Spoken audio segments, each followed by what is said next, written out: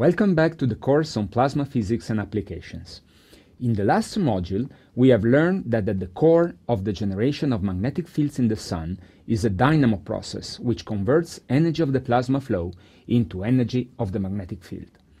Magnetic flux ropes with large magnetic fields form and emerge from the interior through the photosphere. In the course of this lecture, I will first describe how magnetic buoyancy can result in the emergence of the flux rope, and I will then detail how magnetic fields of different flux ropes can interact. You will discover that magnetic thin lines can break, reconnect, change the topology of the fields by converting a large fraction of the magnetic energy into energy of the plasma flow. This process is called magnetic reconnection and is at the core of the most spectacular event in the Sun, the coronal mass ejection. To describe it in quantitative way, we will derive the Sweet-Parker model, which is based on the equation of the resistive MHD that you have learned in previous modules. We have seen that modeling of the solar dynamo requires the emergence of bundles of magnetic field, called flux tubes or flux ropes, from the interior of the Sun through the surface. The existence of flux ropes have been theorized since the early 70s. But have these flux tubes been observed in reality? The answer is yes.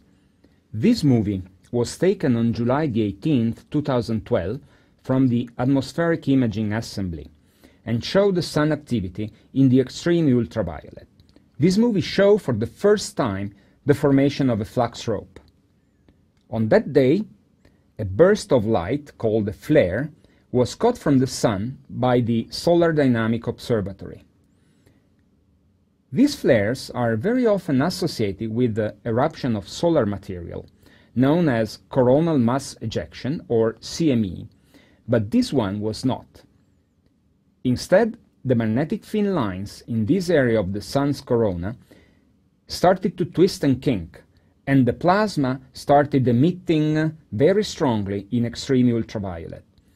The formation of the flux ropes and their twisting and kinking are clearly visible in red color in this movie.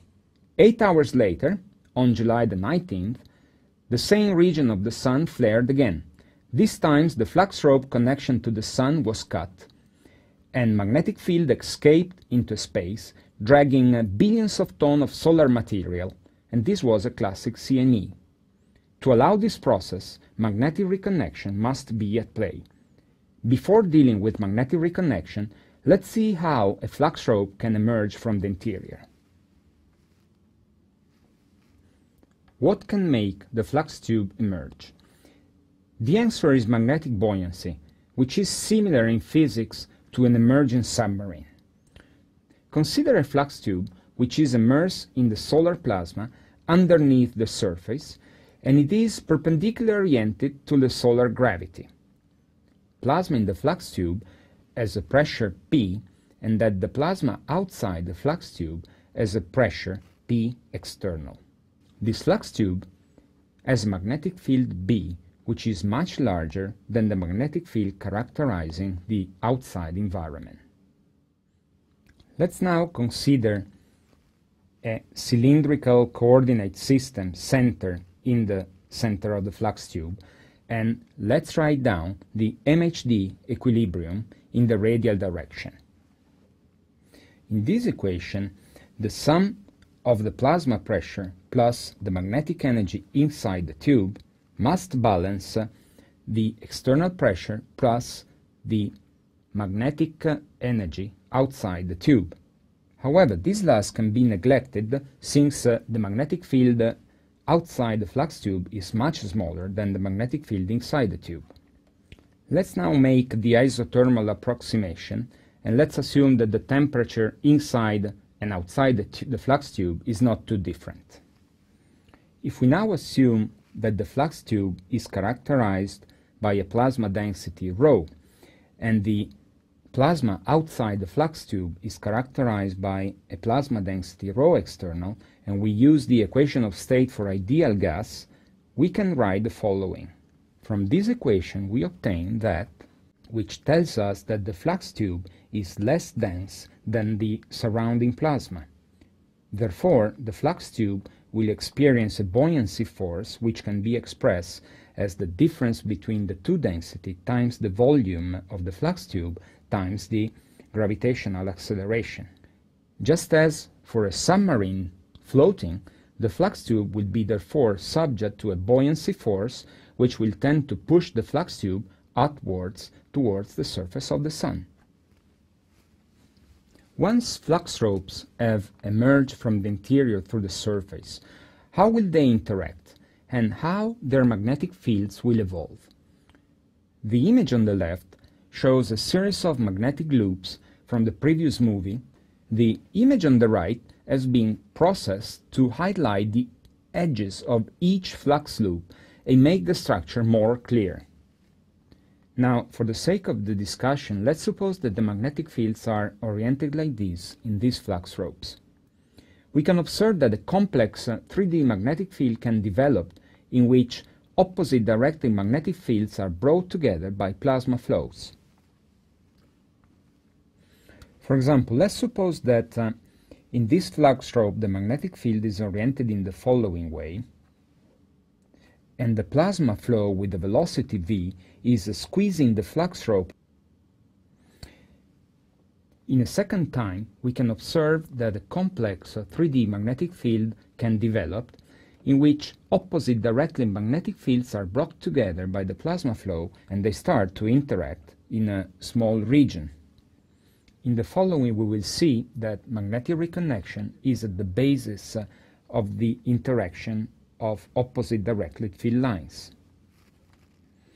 To describe the interactions of magnetic fields, let's go back to the resistive MHD equations that you have seen in previous modules. The key parameter in this equation is the magnetic Reynolds number, which in most astrophysical systems is much larger than 1. Let's suppose that we start from a situation where we have opposite directed magnetic field lines, as shown in this picture, which are embedded in a plasma with a magnetic Reynolds number much larger than 1. Now, we push the magnetic field lines one against the other by inducing a plasma flow with the velocity v. Which are the consequences of a large magnetic Reynolds number? The advection dominates the plasma dynamics. Therefore, the magnetic field lines are frozen to the plasma and the ideal MHD holds. This means that the magnetic diffusivity term can be neglected. Another important consequence of a magnetic Reynolds number very large is that the magnetic flux is frozen to the plasma motion, and therefore the magnetic field lines cannot break or reconnect. This means that no change in the magnetic topology are allowed. If we keep pushing the magnetic field lines with the velocity v, then we get closer and closer, and the magnetic flux will be compressing between them. This in turn will increase the magnetic field gradients, which are characterized by the spatial distance d, and as a consequence the magnetic Reynolds number will be decreased in a small layer across the opposite directed magnetic field lines.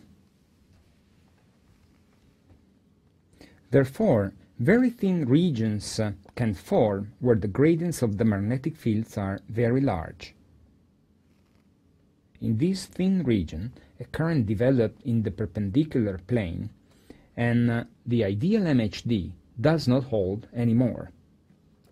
In this very thin region where the ideal MHD is violated, magnetic reconnection can happen. A magnetic field line which is pushed by the plasma flow against a magnetic field line which is opposite directed will break and reconnect, thus forming a new magnetic field line. Which are the consequences of magnetic reconnection? As you can see, the global topology of the magnetic field now has changed, and these affect the path of particle and heat conduction. As we will see in the following slides, the magnetic energy is converted into heat, kinetic energy, and fast particle energy. During magnetic reconnection, large electric currents and fields are generated at the reconnection sites, as well as shocks, waves, and filamentation. Let's now describe the magnetic reconnection dynamic using a simple model, the Sweet-Parker model, that was originally proposed by Sweet in 1958 and by Parker in 1957. This was the first quantitative model of magnetic reconnection to be developed. The geometry of the Sweet-Parker model is represented here. Opposite directed field lines with a magnetic field intensity B0 are brought together by a plasma flow with a velocity V0. They form a current sheet of length 2L and thickness 2D, shown here in red. Reconnection happens in the current sheet, and the new magnetic field lines are now flowing out of the current sheet with a velocity V out and a magnetic field intensity B out. To derive the model, we make the following hypothesis. Outside the current sheet, the magnetic Reynolds number is much larger than 1. Inside the current sheet, the plasma has a resistivity indicated by eta. The system is in steady state, meaning that time derivatives can be neglected. The plasma is incompressible, and we assume a two-dimensional geometry with d over dy equal to 0. To derive the Sweet-Parker model, we will use the continuity equation, the Ohm's law, and the equation of motion. Let's start with the continuity equation. Divergence of ρ times v equal to 0, where ρ is the mass density of the plasma. From this equation, using the coordinate system we have chosen, it's easy to write where delta y is the thickness of the layer in the y direction, which drops out. We can therefore obtain an equation that links the outflow velocity v out to the inflow velocity v naught via the thickness and the length of the current sheet. Let's now write the Ohm's law and consider the y component. At the edge of the current sheet, the y component of the current density is equal to 0. Therefore, using the Ohm's law, we obtain in the center of the current sheet, the flow stagnates, and therefore Vz equal to 0. We can therefore write that Ey is equal to eta Jy, where eta is the resistivity of the plasma. Now, writing the Ampere's law in the current sheet, we can easily obtain. Now, if we put together this equation and this equation, we obtain that using these two equations, we can eliminate Ey and obtain. If we now go back to the expression we found using the continuity equation, and we use the expression for V naught that we have just found, we can easily obtain an expression that links the outflow velocity to the inflow velocity via the resistivity and the length of the current sheet. Now, if we know V out, we now know the inflow velocity V naught and the shape of the current sheet characterized by its thickness divided by its length. The question is, how do we determine the outflow velocity? We will use the equation of motion.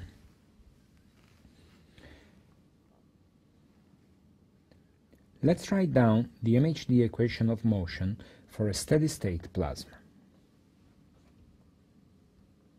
Let's now consider the current sheet with the XYZ reference system centered in its center.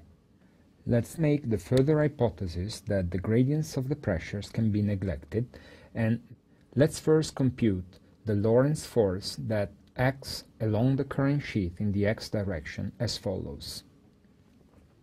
The Lorentz force accelerates the plasma from rest to the speed velocity to the outflow velocity V out over a distance L, the length of the current sheet. So we can write using the previous expression, we can obtain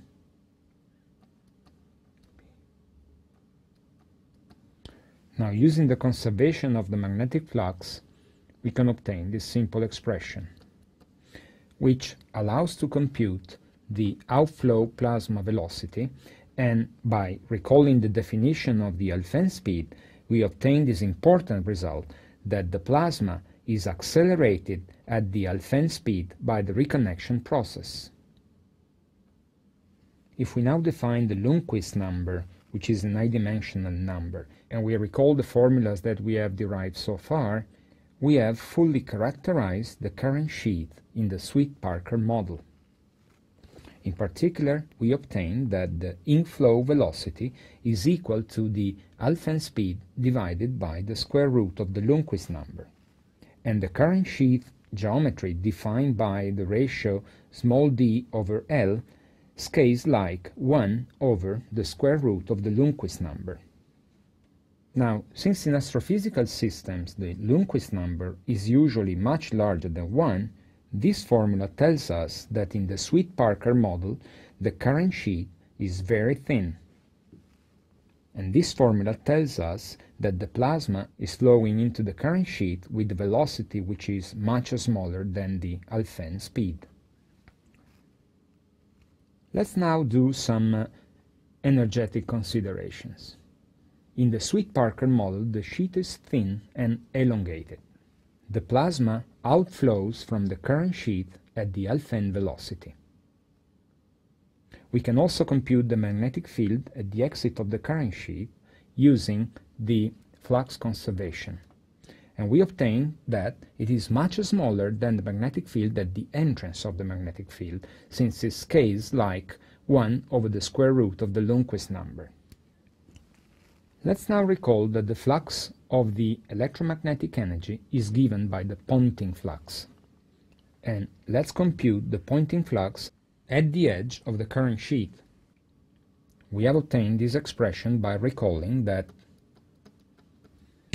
we can now use this expression to compute the ratio of the kinetic energy flux by the magnetic energy flux.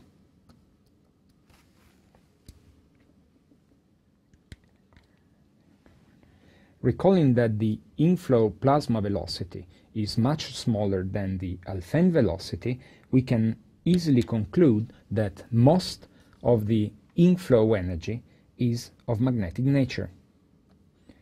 And what about the outflowing magnetic energy? This can be easily estimated, and by recalling that the B out is much smaller than B naught, and small d is much smaller than L, we obtain the result that the outflowing magnetic energy can be neglected. Let's now compute the ratio of the outflowing kinetic energy flux to the inflowing magnetic energy flux. We obtain the important result that during magnetic reconnection in the simple Sweet-Parker model, half of the incoming magnetic energy is converted into plasma kinetic energy. I will not demonstrate, but the other half is converted into heat by Joule dissipation. Therefore, the reconnection layers act as a source of hot and fast plasma. How fast is this process?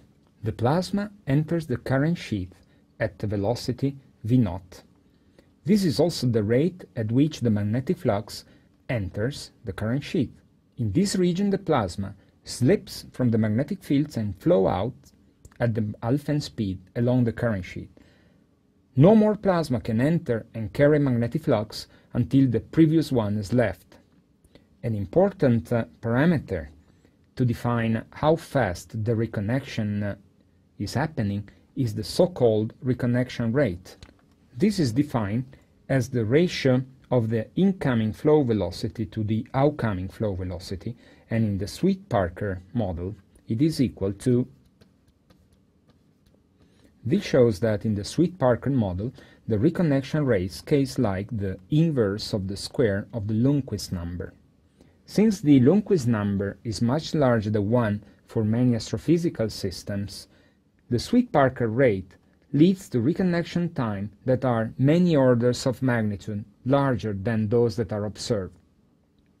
If we want to accelerate the reconnection rate, and you increase V0 externally from the outside, for a fixed Lundquist number, the reconnection rate remains constant, and therefore the Alfvén velocity must increase to maintain the same ratio.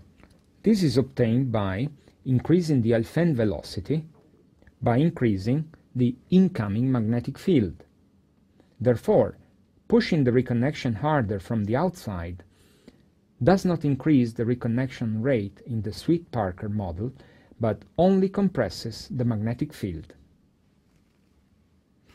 Let's now apply the Sweet-Parker model to two examples of magnetic reconnection in nature.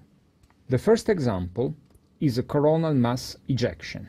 A picture of a CME is shown here, where a beautiful prominence eruption produced a CME on April 16, 2012. Typical timescales for CMEs are of the order of 100 seconds. Magnetic reconnection is believed to be responsible for CMEs. Let's try to estimate the reconnection time from the Sweet-Parker model using the following formula. If we plug typical number for a coronal mass ejection into this formula, we end up with a prediction of approximately 10 to the 7 seconds, which is much larger than typical timescales which are usually observed. Therefore, the Sweet-Parker reconnection model produces a dynamics which is far too slow to describe coronal mass ejections. As a second example of magnetic reconnection, let's consider the sawtooth instability in tokamaks, in which plasma energy and particles are periodically expelled from the center of the plasma towards the edge. This picture shows an example of a sawtooth in a TCV discharge using the central suffix ray emission, which is roughly proportional to the square of the electron density and the electron temperature as a function of time. The central suffix ray emissivity drops dramatically over a very fast time scale during the so-called sawtooth crash. The poloidal cross-section profile of the suffix ray before and after the sawtooth crash clearly displays the redistribution of energy associated with sawtooth. Sawtooth crashes happen on the TCV tokamak on time scales of the order of 10 to 50 microseconds. This is the time during which magnetic reconnection occurs.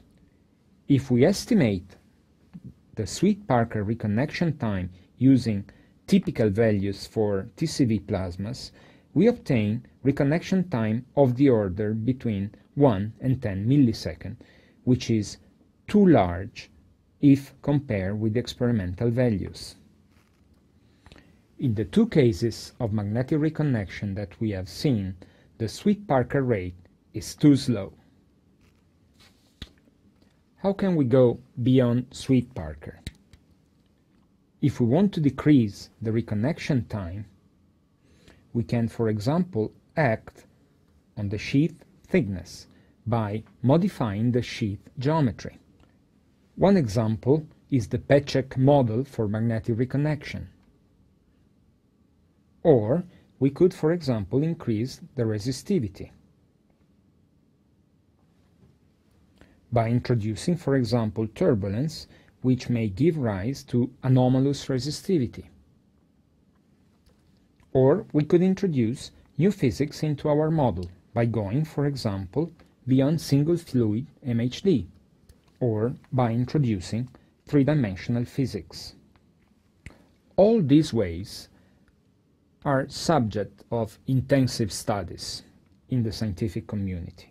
However, a number of open questions remains for magnetic reconnection. Among the most important open questions are: what are the causes of the fast reconnection rate? How does reconnection start?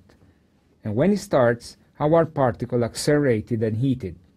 what is the interplay between the small-scale physics that happens in the current sheath and the global dynamics of the plasma. And probably one of the most difficult questions is, how can we model three-dimensional magnetic reconnection? To advance our understanding in the future, we will need more observational data, numerical simulation, and laboratory experiments. As an example of numerical simulation, I show you here a movie which is obtained from one of the most advanced numerical simulation of magnetic reconnection from a fully kinetic model. The simulation employed 2 trillion particles with 8 billion cells and was performed on the Blue Water machine at the University of Illinois. The movie shows the volume rendering of the current density during the magnetic reconnection. The complexity of this process, well beyond the simple Sweet-Parker model, is revealed by the development of fully three-dimensional turbulence in the current sheath. Numerical simulations are important to shed light on reconnection physics, and they must be compared against experimental data. These are difficult, if not impossible, to obtain from distance observations using telescopes and satellites.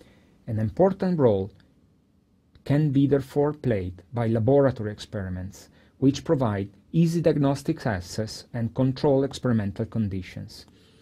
A number of magnetic reconnection laboratory experiment has been developed in the past and is presently under development with different geometries from two-dimensional to fully three-dimensional, and also covering different plasma regimes from Sweet-Parker to two-fluid MHD and kinetic reconnection. These will provide an important test bed for reconnection theories and simulations. In this module, we have explored the dynamics of solar flux tubes. They are affected by the plasma flow, and their opposite magnetic fields reconnect, change the plasma topology, and dissipate a large amount of magnetic energy that goes into particle acceleration plasma heating. Although the basics of magnetic reconnection can be caught by the simple two-dimensional Sweet-Parker model, the predictions of the reconnection time are not in agreement with the experimental data, which show much faster dynamics, for example, in coronal mass ejections or sawtooth in tokamaks. In the future, advancing our understanding of magnetic reconnection will require the use of observational data, sophisticated numerical simulation, and experiments in well-controlled and diagnosed laboratory devices. In the next module, we will explore how the plasma dynamics in the Sun can shape the surrounding environment by generating the solar wind.